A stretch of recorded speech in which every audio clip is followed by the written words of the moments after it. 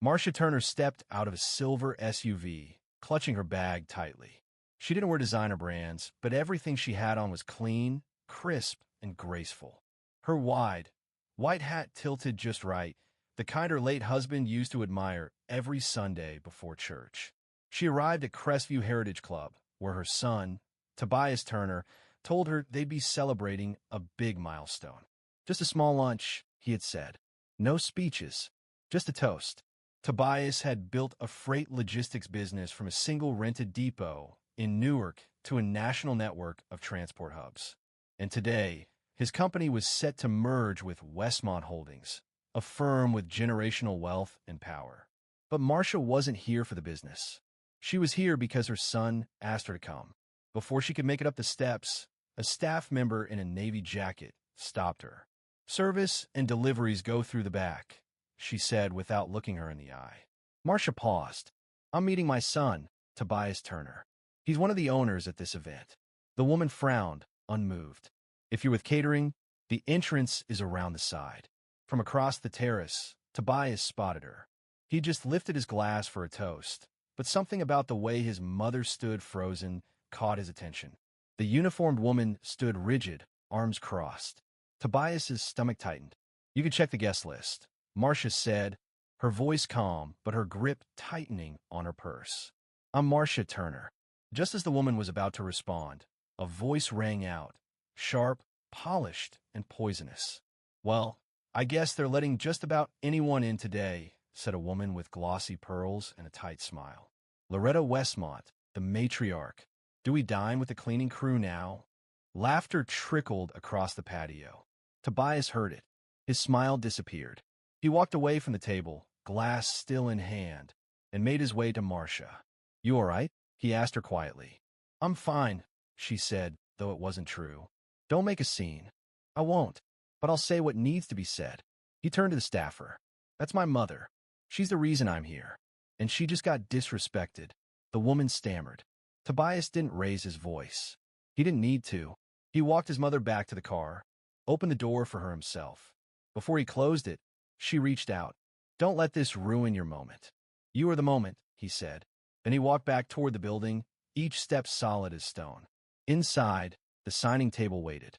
Documents laid out. Glasses ready. Everything was ready except Tobias.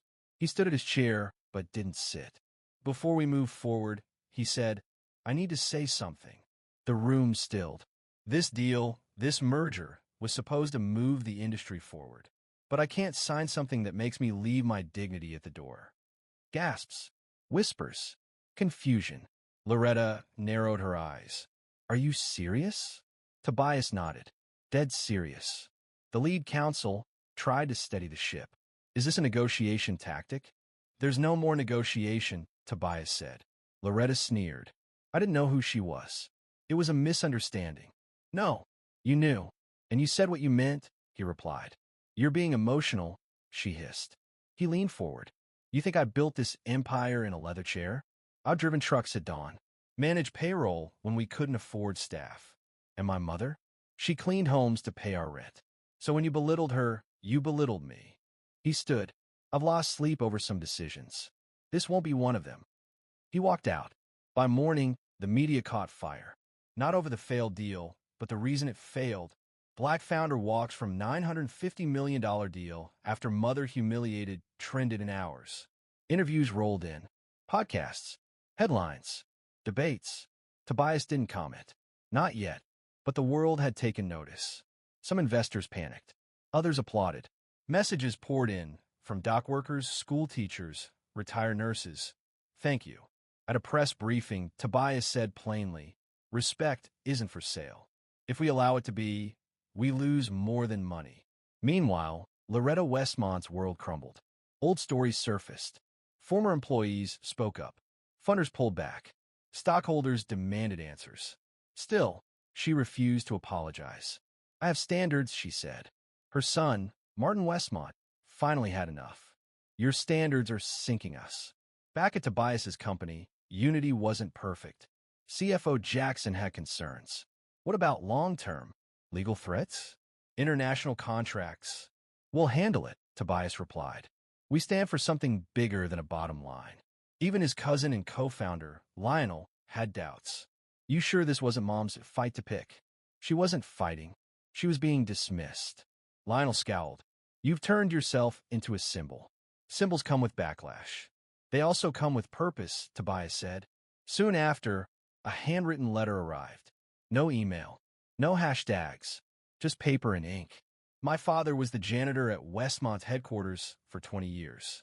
I watched you speak on TV, and I cried. You reminded me of him. He didn't have your power, but he had your courage. Thank you. Clarice Walker. Tobias visited her. Quietly. Brought pastries. No press. No pictures. Just gratitude. Then came the voicemail from his uncle. A man who vanished after Tobias's father died. No calls. No comfort. I saw what you did, and I'm sorry for not being there. Gloria, his mother, said, maybe peace isn't for him. It's for you. And slowly, Tobias understood. Legacy isn't about closing deals. It's about the ones you refuse to close if they cost your integrity. He launched the Turner Trust, a nonprofit for blue-collar families. Healthcare, childcare, education. At the first community event, he said to the crowd, they called me crazy for walking away. But this is what wealth really looks like. As the sun set, with food trucks packing up and kids laughing in the background, Tobias smiled. He had turned his mother's pain into purpose. And when the next storm came, he'd be ready, because some roots grow deeper after the wind. In the end, it wasn't about the billion-dollar deal, the media headlines, or the public applause. Tobias Turner hadn't set out to become a symbol. He just refused to stay quiet in a room where silence would have cost his soul. What started with a mother being brushed aside on a patio became something far greater. A reckoning, a reminder, and a reckoning for people who'd spent their whole lives being told to take the back entrance. Tobias didn't flip a table. He just stood up, and in doing so, he gave others permission to do the same. And that's what stayed with people. Not the company valuation, not the merger collapse, but the image of a son choosing dignity over dollars. It spread because it was rare. Because in boardrooms and back offices, people whispered, would I have done the same? For every investor who pulled out, 10 everyday folks leaned in. Warehouse workers saw themselves in his story. Single parents, underpaid drivers, underappreciated staff. They all saw a flicker of their own lives in the moment he said no. But it wasn't just a moment. It was a beginning. The Turner Trust became more than a press release. It became real help. On-site child care centers and distribution zones, scholarships for the children of workers, mental health support without the red tape. Tobias made sure the foundation carried his mother's name not as a tribute, but as a promise that no one who shows up in good faith should ever be made to feel less than. He still visited her every Sunday, still brought banana pudding and flowers. She still called him baby in front of staff, and he still acted like it embarrassed him, though it never really did. He didn't become a hero. He became a mirror. Some saw hope in it. Others saw a challenge. But the reflection was real, and that's what mattered. Legacy isn't about buildings named after you or plaques on conference walls. It's about what people feel when your name comes up. And when they say Tobias Turner, they don't think tycoon. They think truth teller, line drawer, the guy who stood up when it counted. Because in a world where power often means swallowing disrespect for a seat at the table, he flipped the script. He built a new table and made sure everyone got a plate. And that quietly, powerfully changed everything. And as the years passed, one thing became clear. Tobias hadn't just made a choice. He set a standard. For courage.